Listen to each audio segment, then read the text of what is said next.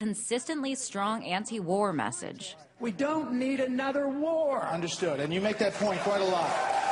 Is one that resonates with many U.S. troops today.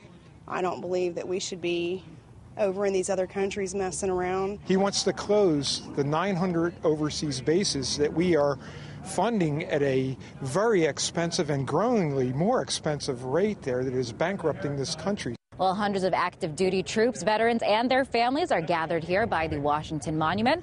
They'll be marching to the White House to show their solidarity and support for Republican presidential candidate Ron Paul.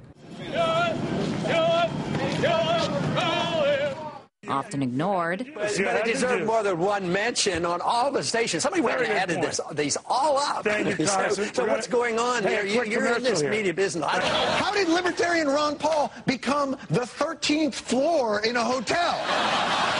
When his message isn't being cut off. Well, I think it would be even more dangerous to start nitpicking wars with other countries. Someone like Iran, Israel is more than capable of. All right, we just lost our tech connection, unfortunately. The mainstream media would have you believe the military doesn't back Paul. The top three contributors are the Air Force, the Army, and the Navy.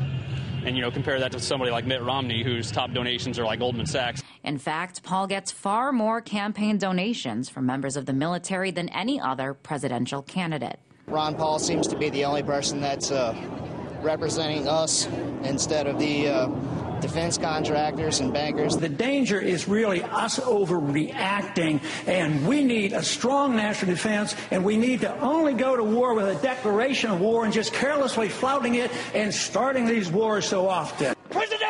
Oh! Sick of fighting seemingly never-ending wars overseas, these soldiers are ready for radical change. And the only hope for that, they say, is getting Paul into the White House. In Washington, Liz Wall, RT.